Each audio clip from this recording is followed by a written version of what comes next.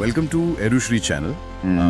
और आज की इस गहन चर्चा में हम एक ऐसे विषय पर बात करने वाले हैं जो शायद शुरुआत में सुनने में स्कूल की भौतिकी की क्लास जैसा लगे। हाँ बिल्कुल, लेकिन असल में ये हमारे ब्रह्मांड के सबसे गहरे रहस्यों में से एक है।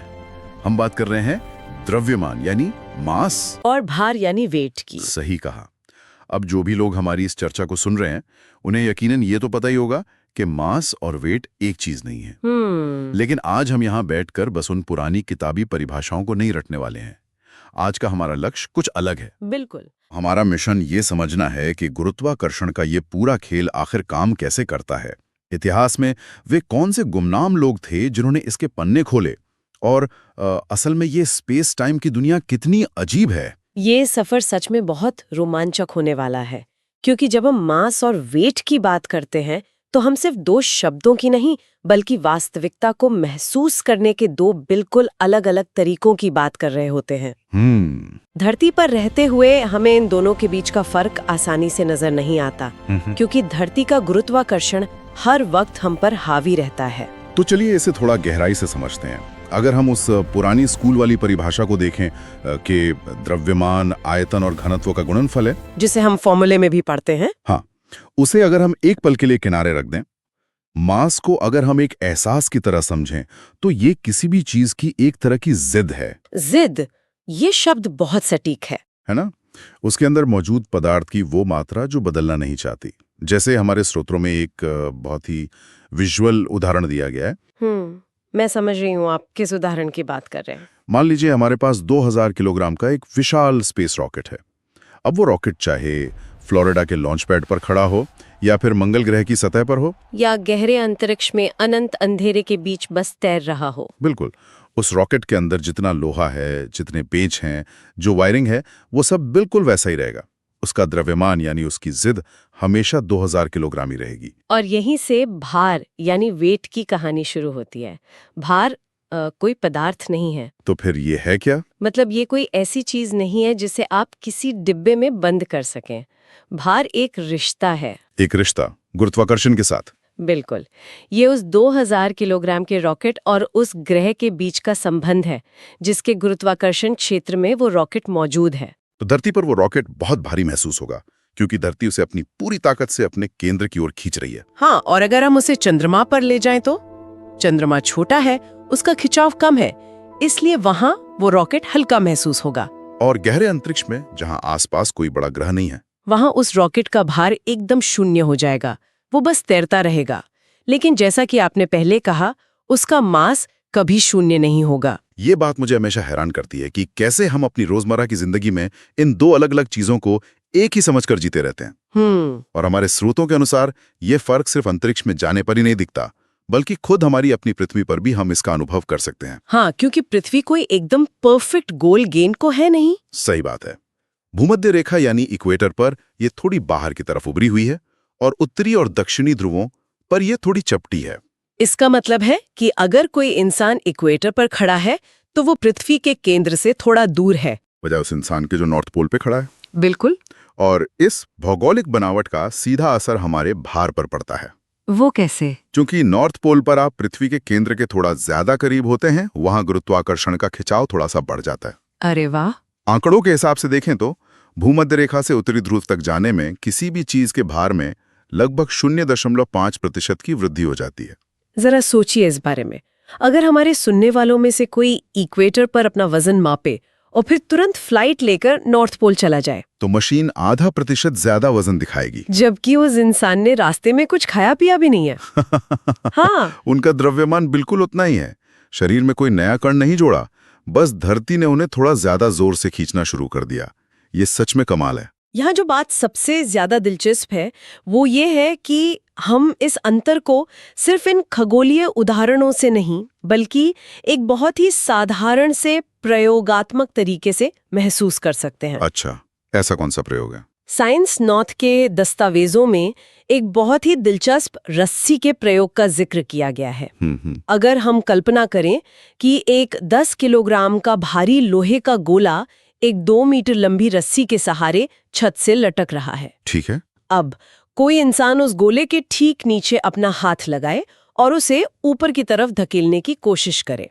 उस इंसान को अपने हाथों पर एक भारी दबाव महसूस होगा। हाँ, जाहिर है। द्रव्यमान और भार, ये दो शब्द हम अक्सर ऐसे इस्तेमाल करते हैं जैसे दोनों का मतलब एक ही हो। पर क्या ये सच है? असल में विज्ञान में इन दोनों के बीच एक बहुत बड़ा, बहुत ही जरूरी फर्क है। तो चलिए आज इसी उलझन को सुलझाते हैं। तो चलिए एक सीधे से सवाल से शुरू करते हैं। जब हम किसी वजन तोलने की मशीन पर खड़े होते हैं और वो दिखाती है मान लीजिए 150 पाउंड, तो वो क्या है? क्या वो हमारा द्रव्यमान है या हमारा भार? यही सवाल है जो इस पूरी बात की जड़ है और ये दिखाता है कि रोजमर्रा की जिंदगी में हम कितनी आसानी से इन दोनों को एक समझ लेते हैं। ठीक है, तो चलिए एक एक करके समझते हैं। सबसे पहले बात करते हैं द्रव्यमान की। द्रव्यमान आप कह सकते हैं किसी भी चीज की सबसे बुनियादी पहचान है, वो पदार्थ जिससे कोई भी चीज बनी होती है। तो द्रव्यमान को अगर आसान भाषा में समझना हो तो ये बस किसी भी चीज के अंदर मौजूद मैटर या पदार्थ की मात्रा है। मतलब उसके अंदर कितने एटम्स हैं, किस तरह के एटम्स हैं, बस यही सब। इसे और भी आसान बनाते हैं। सोचिए एक बेसबॉल का लकड़ी का बैट या फिर एक बड़ा सा अनानास, इन दोनों का द्रव्यमान लगभग 1 किलोग्राम होता है। और ये जो किलोग्राम है ना, यही द्रव्यमान को मापने की स्टैंडर्ड यूनिट है जिसे दुनिया भर के वैज्ञानिक इस्तेमाल करते हैं। अब द्रव्यमान की सबसे खास बात, और ये बहुत जरूरी है कि ये कभी नहीं बदलता। कोई चीज कहीं भी हो, चाहे सोफे पर रखी हो या चांद पर ले जाई जाए, उसका द्रव्यमान हमेशा हमेशा एक जैसा ही रहेगा। तो अगर द्रव्यमान वो पदार्थ है जो अंदर है, तो फिर भार क्या है? देखिए, भार कोई अंदर की चीज नहीं है, ये एक बाहरी ताकत है, एक फोर्स जो उस पदार्थ पर काम कर रहा है। इसकी परिभाषा सीधी सी है, भार गुरुत्वाकर्षण बल का माप है। मतलब ये दो चीजों पर निर्भर करता है, एक उस वस्तु का द्रव्यमान कितना है और दूसरा उस जगह पर गुरुत्वाकर्षण का खिंचाव कितना मजबूत है। ये स्लाइड इन दोनों के बीच के फर्क को बहुत अच्छे से साफ कर देती है। एक तरफ है द्रव्यमान यानी पदार्थ की मात्रा जो हर जगह एक जैसी रहती है और जिसे हम किलोग्राम में मापते हैं, और दूसरी तरफ है भार जो गुरुत्वाकर्षण का बल है। ये जगह बदलने पर बदल जाता है और इसकी असली वैज्ञानिक इकाई न्यूटन है, पाउंड या किलो नहीं, न्यूटन। इस फर्क को असल में महसूस करने के लिए चलिए एक अंतरिक्ष यात्री के साथ एक छोटी सी यात्रा पर चलते हैं। इससे सारी चीजें एकदम साफ हो जाएंगी। तो मान लीजिए हमारे अंतरिक्ष यात्री का द्रव्यमान है 40 किलोग्राम। पृथ्वी पर जहां गुरुत्वाकर्षण 1g है, उनका भार होगा लगभग 88 पाउंड। लेकिन अगर वो चांद पर चले जाएं जहां गुरुत्वाकर्षण सिर्फ छठा हिस्सा है, तो उनका भार घटकर सिर्फ 15 पाउंड रह जाएगा। और सोचिए बृहस्पति पर, वहां गुरुत्वाकर्षण 2.5 गुना ज्यादा है, तो उनका भार बढ़कर 220 पाउंड हो जाएगा। और अंतरिक्ष स्टेशन में जहां लगभग 0 गुरुत्वाकर्षण है, वहां उनका भार भी 0 होगा। तो इस पूरी यात्रा से क्या सीखने को मिला? ध्यान दीजिए, इस टेबल में एक नंबर है जो कभी नहीं बदला, 40 किलोग्राम का द्रव्यमान। मतलब अंतरिक्ष यात्री के अंदर का पदार्थ तो उतना ही रहा, लेकिन उस पदार्थ पर गुरुत्वाकर्षण का खिंचाव यानी उसका भार हर जगह बदलता गया। चलिए अब ये देखते हैं कि ये सब इतना जरूरी क्यों है। ये सिर्फ किताबों की बातें नहीं है। द्रव्यमान और भार के बीच का ये जो अंतर है ना, ये असल दुनिया में खासकर इंजीनियरिंग और स्पेस ट्रैवल जैसी चीजों में बहुत ज्यादा मायने रखता है। एक रॉकेट लॉन्च के बारे में सोचिए। जब रॉकेट लॉन्च पैड पर होता है तो वो ईंधन से भरा होता है, तब उसका द्रव्यमान और भार दोनों ही सबसे ज्यादा होते हैं। फिर जैसे ही वो ऊपर जाता है, वो ईंधन जलाता है, जिससे उसका द्रव्यमान कम होने लगता है। साथ ही जैसे जैसे वो पृथ्वी से दूर जाता है, गुरुत्वाकर्षण का खिंचाव भी कम होता है, तो उसका भार भी कम हो जाता है। और इसका नतीजा, कम द्रव्यमान और कम भार की वजह से रॉकेट के इंजन उसे और भी तेजी से धक्का दे पाते हैं। ये हमें एक बहुत गहरे सवाल पर ले आता है। वैज्ञानिक इस बात को लेकर कितने पक्के हैं कि किसी चीज का द्रव्यमान ही तय करता है कि गुरुत्वाकर्षण उस पर कैसे असर डालेगा? मतलब क्या ये सिर्फ एक थ्योरी है या इसे साबित भी किया गया है? जरा इस नंबर को देखिए, 10 खरब में से 1। ये एक अविश्वसनीय रूप से छोटा नंबर है, पर इसका मतलब क्या है? इसका मतलब यह है कि वैज्ञानिकों ने प्रयोगों से यह साबित कर दिया है कि किसी वस्तु का द्रव्यमान और गुरुत्वाकर्षण के प्रति उसकी प्रतिक्रिया 10 खरब में से 1 हिस्से की सटीकता तक बराबर होती है। यह फिजिक्स के सबसे ज्यादा परखे गए और सबसे सटीक सिद्धांतों में से एक है। और यहीं पर एक और जरूरी कॉन्सेप्ट आता है, जड़ता या इनर्शिया। असल में द्रव्यमान को जड़ता का ही माप माना जाता है। मतलब किसी भी चीज की वो आदत कि वो अपनी मौजूदा गति को बनाए रखना चाहती है जब तक कि उस पर कोई बाहरी बल न लगे। इसका भार से कोई लेना देना नहीं है। इसे महसूस करने का एक बहुत अच्छा तरीका है। सोचिए कोई झूले पर बैठा है, झूले की जो जंजीरें हैं वो उसके भार को संभाल रही हैं, यानी गुरुत्वाकर्षण के खिंचाव को।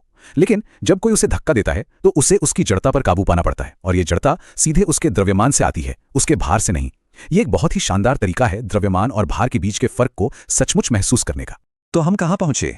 एक है द्रव्यमान, किसी चीज के अंदर का पदार्थ जो कभी नहीं बदलता, और दूसरा है भार, उस पदार्थ पर एक बाहरी बदलता हुआ कॉस्मिक खिंचाव। ये एक बहुत बड़ा फर्क है और ये सोचने पर मजबूर करता है कि किसी वस्तु की असली पहचान क्या है, वो जिससे वो बनी है या वो ताकत जिसे वो महसूस करती है।